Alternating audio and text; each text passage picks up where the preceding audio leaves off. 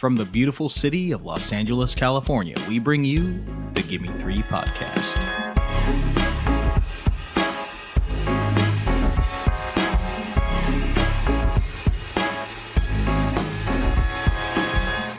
Hello and welcome, cinephiles, cinema lovers, movie appreciators, friends and family, to the Gimme Three podcast, a series for cinephiles.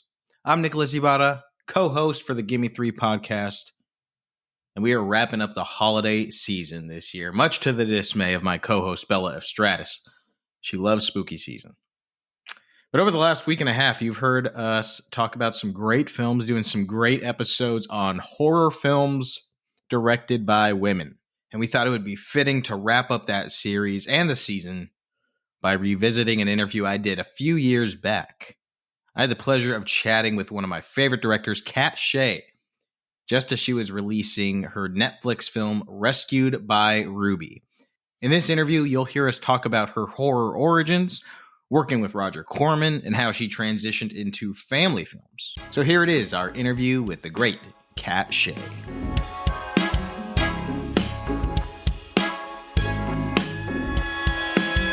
A few years ago, I happened upon an amazing triple feature at the New Beverly Cinema. 3 films directed by Katt Shea that were Poison Ivy, Streets, and Strip to Kill. And I was not prepared for how explosive this triple bill would be. The empathy that Katt creates with her characters, her expert use of tension and sensuality, and just like the masterful work she's able to accomplish on a shoestring budget, all just blew me away.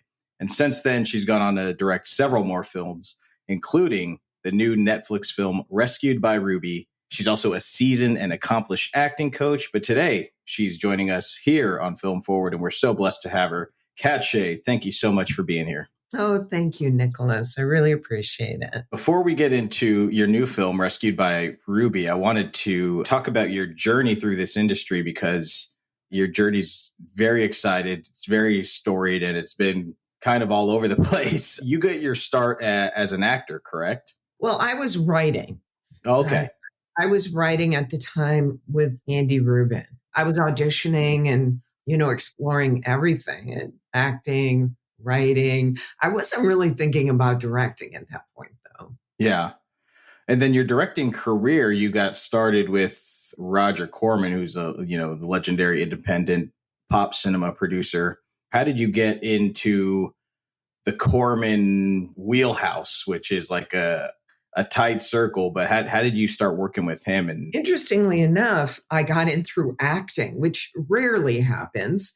I auditioned for a lead role in one of Roger's, sword and sandal epics. Right. And I was the second choice, actually, for the role, but the first choice got a pilot, and she had to go off and do the pilot. So I got the part. And at the time, I guess I was just used to working with actors and, writing. And there was a little bit of difficulty with one of the stars, the main star of the movie. And I guess the director, what I heard later, was really appreciated help I gave to sort of ameliorate the situation.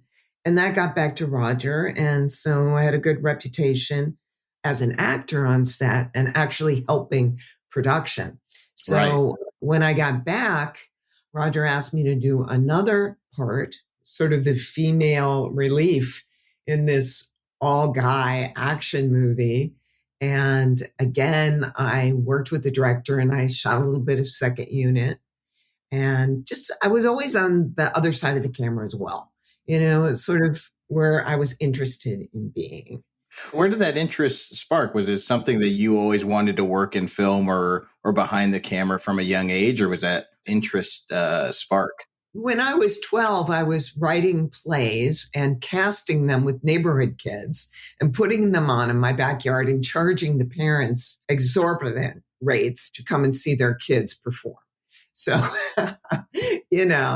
I found out I could make money and be an auteur at the same time. So It started very young. Yeah. Awesome. Yeah, I wasn't shooting things back then, but it seemed like that would be the logical next step. And then with that next step, you had Strip to Kill was what you made with Roger Corman, which you directed. Was that a pitch that you took to him, or was that kind of like in the Corman, bank that they gave to you? No, not at all. It was a pitch that I brought to Roger. And, at that time, now, that whole stripper milieu is very well known. But at that time, you'd never seen a stripper, actually performing anything like that in a movie, the pole dancing and all that. Nobody knew about it. Right. The artistry. Yeah, the artistry of it. The only reason I knew about it was I lost a bet with Andy. He told me that mussels were poisonous at certain times of year. I never heard of that. I thought he was just pulling my leg, and I lost the bet. And his big punishment to me was that I had to go to a strip club because he considered me really straight-laced. And that would be that would just be terrible to make me do that. So, I lost the bet. I had to do it. I was pacing back and forth in front of the body shop on Sunset Boulevard. And he's finally saying to me, okay, you don't have to do it. Forget it. I release you. And I went, no, I'm going to do it. And, I walked in and I was immediately carded. They thought I was like 17 or something. And then they asked me if I was an off-duty stripper and was I there to apply for a job. And it was like, oh my God, this is really crazy. But I took a seat right in the front. And it actually kind of blew me away because, who knew that there were these artists really using this stage to kind of get their creativity out. And it was very surprising to me because I expected just, a bunch of guys throwing dollar bills to get the best look they could and that sort of thing. And I saw these women come out one after another, really presenting a show. And I was just blown away. One of them had puppets. Her name is Lucia. And she had these puppets and she would talk to the puppets and the puppet would rip her clothes off. It was really fun. And it was really amazing. And there was another one that was a pole dancer and she was doing these moves on the pole with her arms and the arm strength to be able to do that and hold these really elegant poses. And then she would look at the audience like it was just amazing what she did with her eyes. And I just thought, this is something people don't know about, and especially this pole thing. I'd never seen that before. When I talked to people about it, they didn't know anything about it. Nobody'd seen anything like that. So I sort of, accidentally on purpose ran into Roger Corman. His office is on San Vicente Boulevard in Brentwood. Mm-hmm. And he has big picture window and you could see the back of him at his desk through this picture window. And I thought, I know he goes to lunch because I've done these movies there. And I knew enough that he goes to lunch every day at 12:30. So I sat in my car. I watched him get up from his desk at 12:30. I ran around the block. I accidentally ran into him and said, oh my God, Roger, you remember me? Katt, I was in you. Oh, yeah, absolutely. I remember you. I said, I have got a pitch for you. You're not going to believe it involves strippers. They're unbelievable. I told him what the poster would look like, that it would be this woman flying around the pole, very scantily clad. And he was pretty mesmerized by it. He said, okay, come in Monday morning and pitch me this story. So I did. And he was very on the fence about it. It took me a year to convince him to do the movie because he didn't, wow. The story that, and I don't think we need to do a spoiler alert, but okay, here's a spoiler alert. The movie's like 35 years old, but anyway, a man has to pull off, looking like a woman and as a stripper. And this was before the Crying Game. So it wasn't something that had been seen before either. you know? Right. So Roger didn't believe that we could pull that off. And it took me an entire year to convince him that we could. I sent him pictures of guys very scantily clad, pulling it off, looking as like a woman. And then I was actually in the movie Psycho 3, and my makeup artist was Mike Westmore, who did all the prosthetic stuff for Raging Bull. Oh, wow. Yeah. And so he wrote a letter to Roger that he would do the prosthetic breasts at cost. And he said that he absolutely knew it would work. So that was a huge thing. When Roger got that letter from Mike Westmore, who'd won an Academy Award for Raging Bull and who had agreed, because he was my friend now, to do this work at cost. That is speaking Roger's language. Right. Okay, we could pull it off and we could do it on the cheap. All right, we're good. Right. I mean, that was one of the main things that really helped get the movie made, but it was so difficult. I mean, at one point, I brought in a female impersonator from the nightclub La Cage aux Folles on La Cienega. And I don't think it's there anymore. It's been long gone. But he came in and he was describing exactly what he does with his package when he's in a G-string. And oh my God, Roger turned purple. I mean, he was just, he's very refined, very classy guy, unlike what people have in their minds. But he was flabbergasted by what he was hearing. And he said, just get out of my office. You can do it, but just get out of my office. Right. That's kind of the story. He later called me and said, no, I changed my mind. You can't do it. But I just wouldn't take no for an answer at that point. I said, no, you said we could do it. We're doing it. We're doing it, Roger. So then we turned in the script. He gave it to MGM, who paid him $3 million for the video rights based on the script. And we were more than a go. Our budget was upped. We got name actors for it and all that kind of great stuff. Yeah, the rest was history. Yeah. And it's a great film. It holds up. And years later, you went on to make Poison Ivy, which has become somewhat of a cult classic. Yeah. When you were making Poison Ivy, did you have any sense that this film would have the legs that it's had for nearly 30 years? Because that was another film that you wrote as well, correct? Right. Mm-hmm. I don't know. I was always so passionate about whatever movie I was making that I expected them all to be, right, classics. Which is kind of funny, when you think about it. But yeah, I mean, I was just so passionate. I absolutely expected them to have very long lives. And when we were setting this up, we talked briefly about Streets, which I think is just like such an underrated gem of a film. I've tried to find it like streaming or like on a Blu-ray some places. I was just so lucky that I got to see that print at the New Beverly. And what an incredible film that was. And Christina Applegate's performance is like unlike anything you'd ever seen her do before. She's tremendous in it. Yeah, absolutely. I totally agree with you. I don't know why that film got lost, but it's almost like it was suppressed. I don't understand why. I don't know what happened.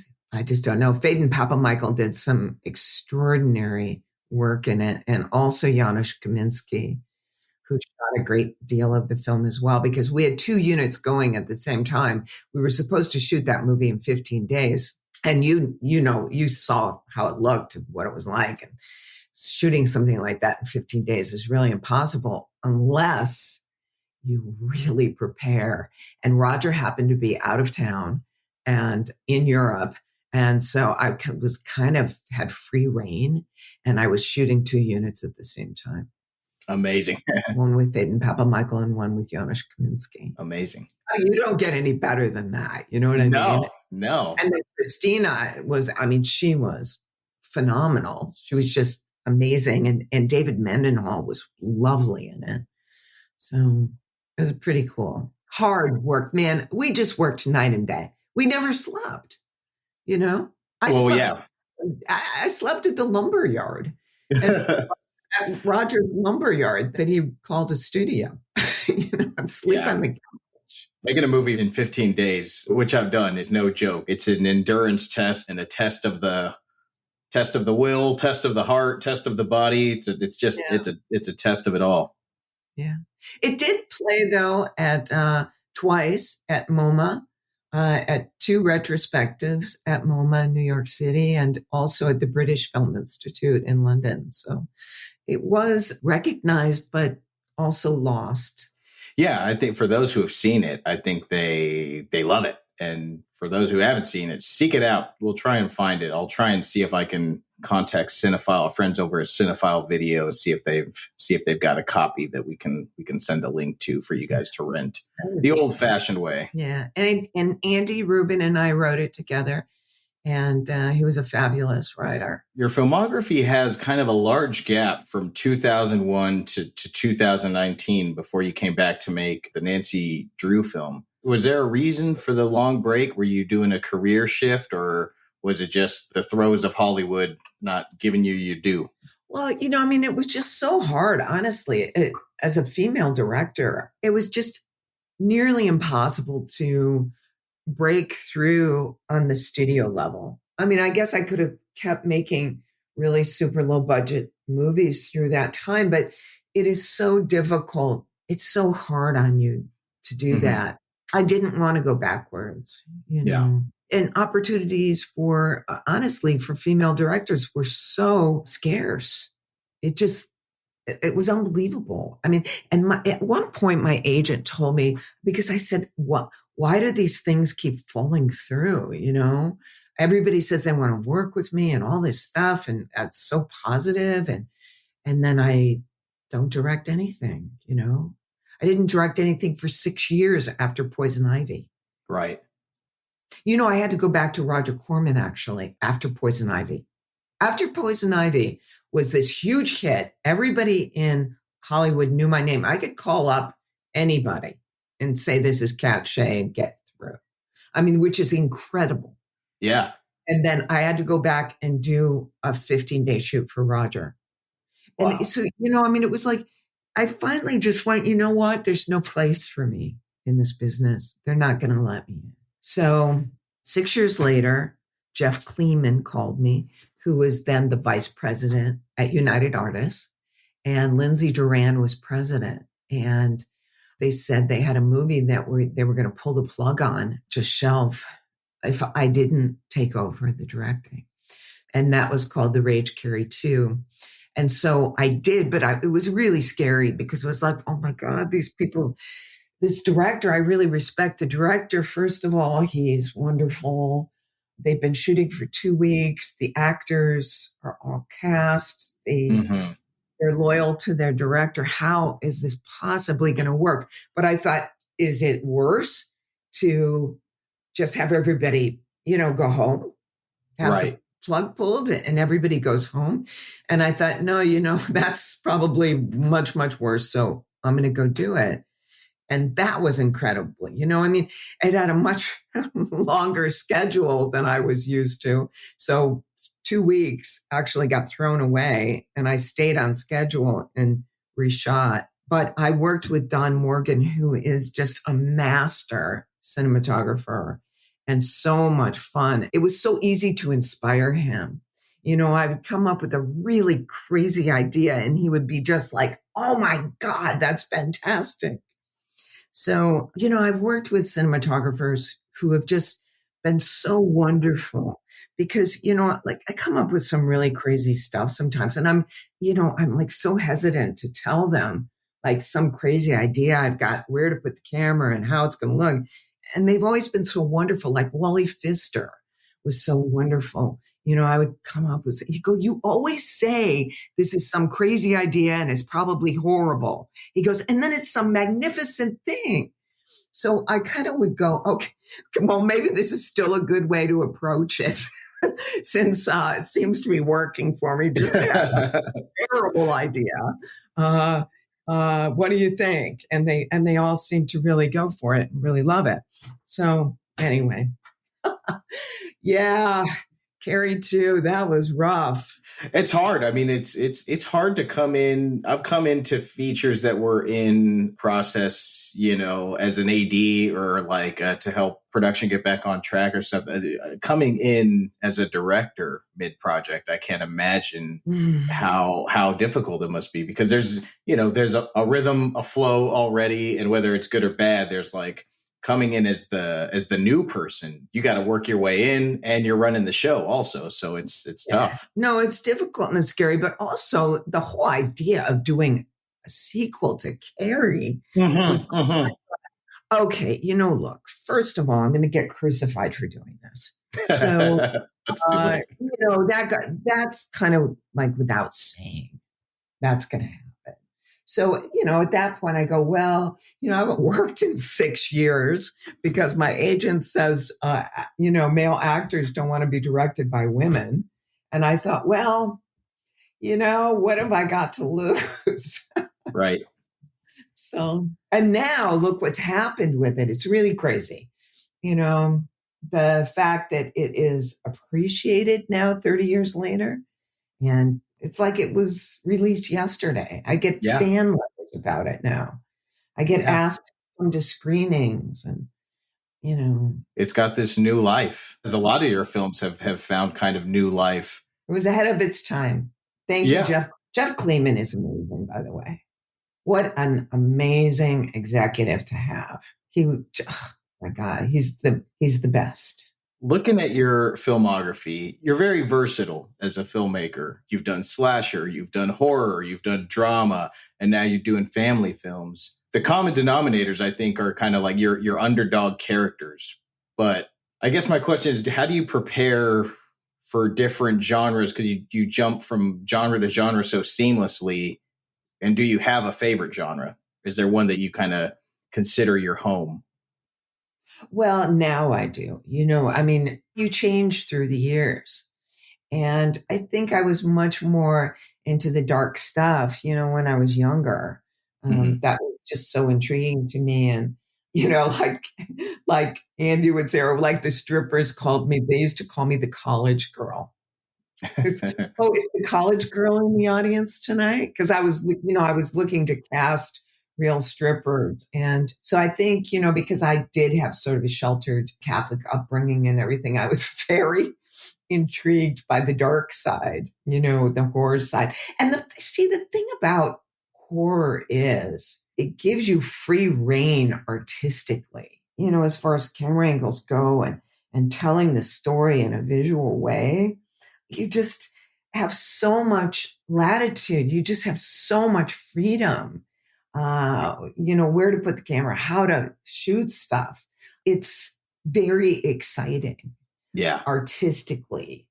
And that's where I was at that time. And now I really, really like doing family movies, and I want to continue doing family movies. First of all, because the whole family can watch them and, learn something or feel good or, talk about it or get joy from it. That is really, really satisfying. I'm so grateful that I have been able to do a couple of really straight off family films. So, with Nancy Drew and the Hidden Staircase with Sophia Lillis, and then, Rescued by Ruby with Grant Gustin and Bear. It's just a joyful thing, It's a whole different energy. I would not want to be in the editing room every day working on something dark. I think right now, at this point in time, the world needs some relief and some joy. Yeah. Reading the newspapers are harsh enough for a dark reality as it is. So Ruby and Bear are a welcome reprise from the harsh realities of the world. Yes, absolutely. I'm so happy I got to do that. Absolutely. And we're going to take a quick break. When we come back, we're going to talk more about your new film, Rescued by Ruby. So stick with us, everybody. More with Katt Shea on Film Forward. Hello, I'm Sonia, and this is my Movie Minute. Today, I want to spend a minute appreciating the master filmmaker and seemingly awesome dude, Jim Jarmusch. Or as Nick likes to call him, Jim Jarmusch. He doesn't have a new movie out right now, but I'm sure he has something cooking. His last feature was the kooky zombie flick The Dead Don't Die, with title song by my favorite, Sturgill Simpson. The film that made me want to devote this brief moment to Jim was watching Mystery Train the other day. To use another Nick-ism, it blew my hair back. What a great movie. Like so many of my favorite movies, it tells a few intertwined stories. All 3 stories in Mystery Train take place in a single night in Memphis, centering around each character staying the night at the Divey Arcade Hotel, with rooms that each feature a painting of Elvis.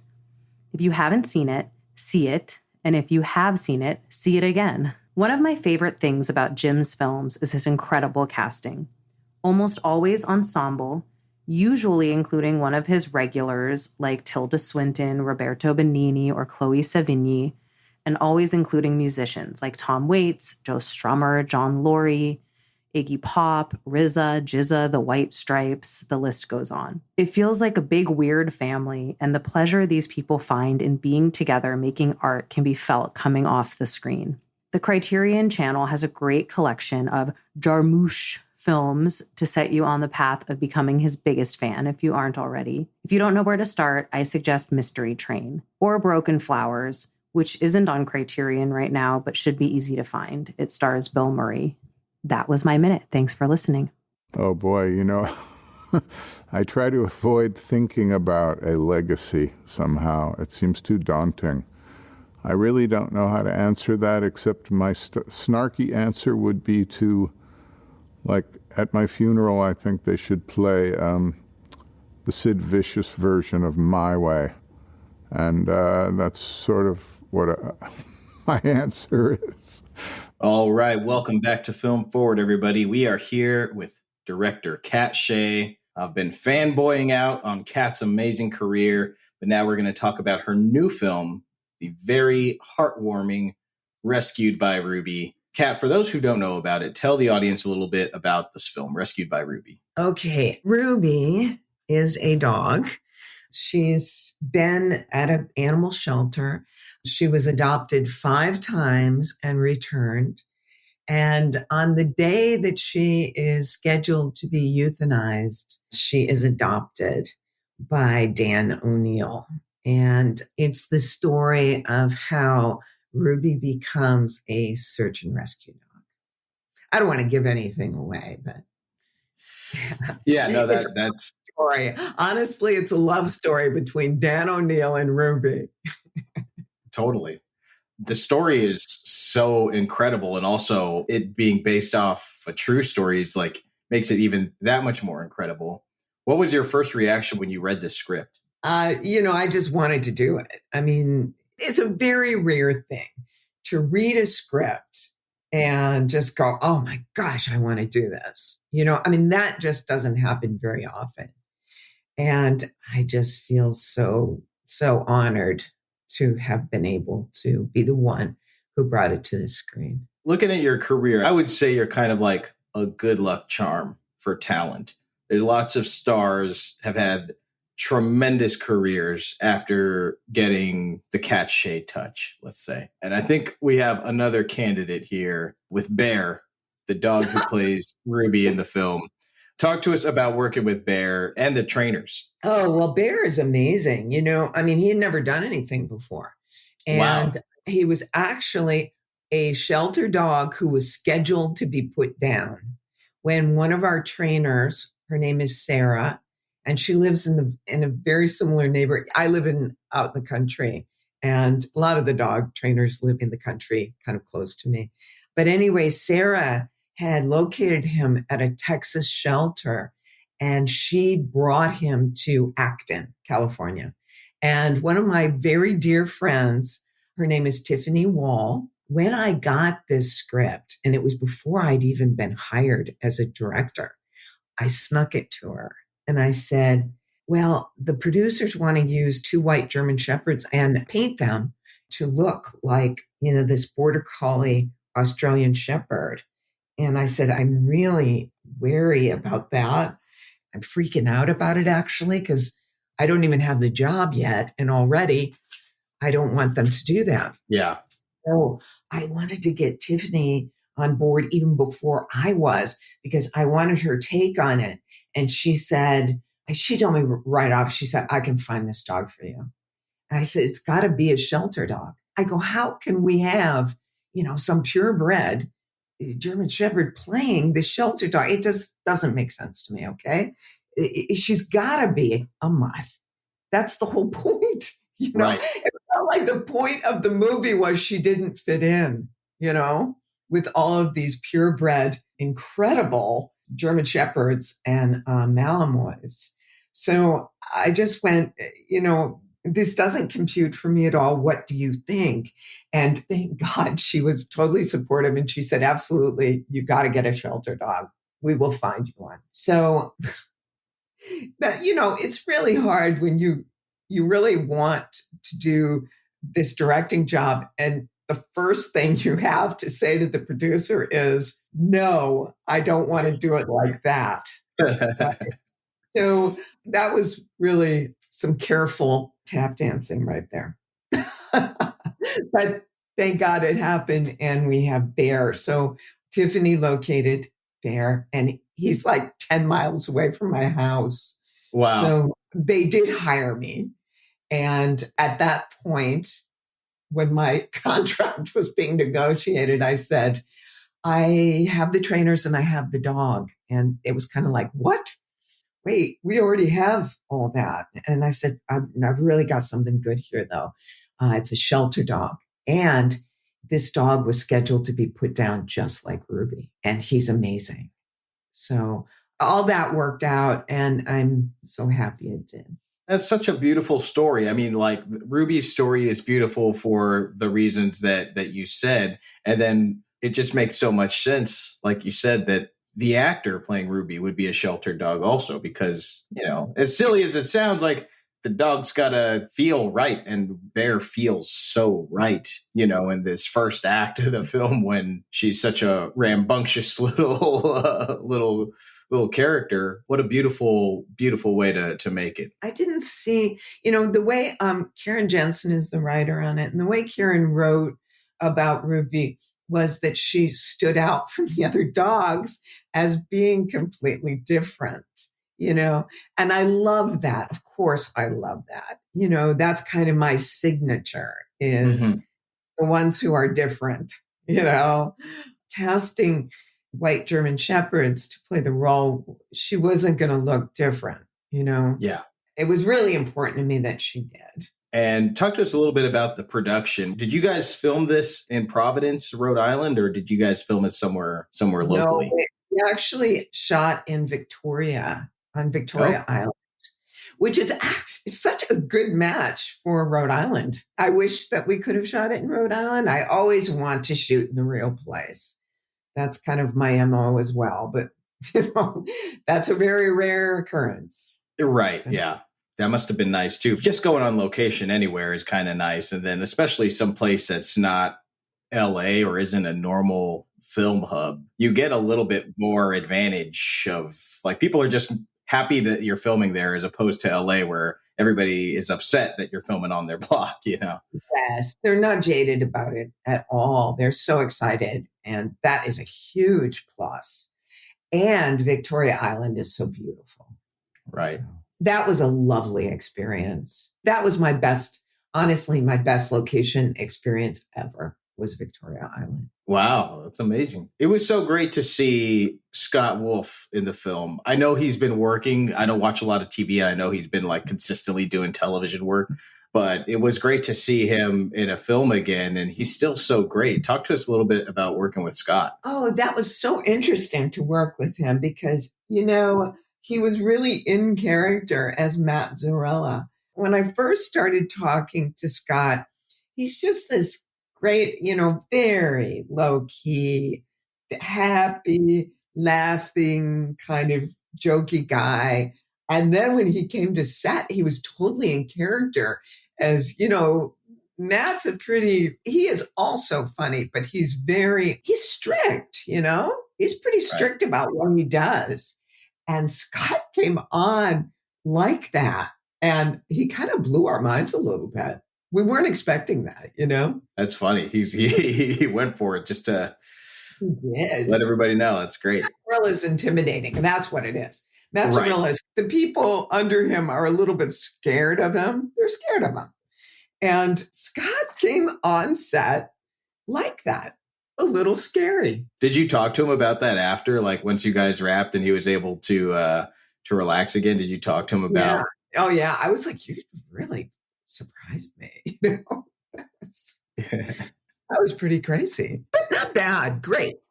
Yeah, he's really cool. He's really cool. I talked to him a number of times when we were in post doing editing because I needed little ADR lines here and there, you know, replacement lines. Like if something was muffled, I would ask him to just record it on his iPhone and send it to me. He was always so cooperative and really cool. Awesome to hear. With every film, you kind of like, there's something new you learn. You're changed in some way with each movie you make, just because, as you said, it takes a lot to make a movie. What do you think your biggest takeaway from Rescued by Ruby is? What's your walk away now that the film's done? It's been well received. Well, I would have to say it's how happy the film makes people and how much of a response that I've gotten, just incredibly positive and thanking me for making such a positive film, and people telling me that this is what they needed to see, and people from all walks of life saying that, people coming from very dark places saying that, saying, oh my gosh, this helped me. It was so good to see, you know, the underdog. It's an underdog story that you can succeed even if you've been at the bottom. And man, Ruby was at the bottom. Mm-hmm. Absolutely. And such a tremendous, heartwarming film. It's available right now, everybody. Go check it out. Rescued by Ruby. It's on Netflix. It's a great watch with the kids. It's a great watch by yourself. Watch it with your rescue dog like I did. You know, my rescue dog and I had a good cry together watching it. Yes, it's not sad. There were tears of joy. Tears of joy. Absolutely. Tears of joy, tears of love. I hugged my dog after watching it. It's a beautiful film. So, Katt, thanks so much for making it. And thank you so much for being here with us today, chatting about the film, chatting about your career. This was a real treat. Oh, wonderful. Thank you so much, Nicholas. I really appreciate it.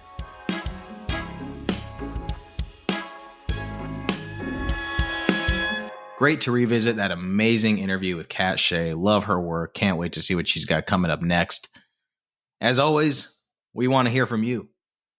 What do you think of these films? What do you think of our show? Let us know. And you could do that by messaging us on Instagram at Gimme Three Podcast. GIMME, spell out 3 podcast. That's Gimme Three Podcast.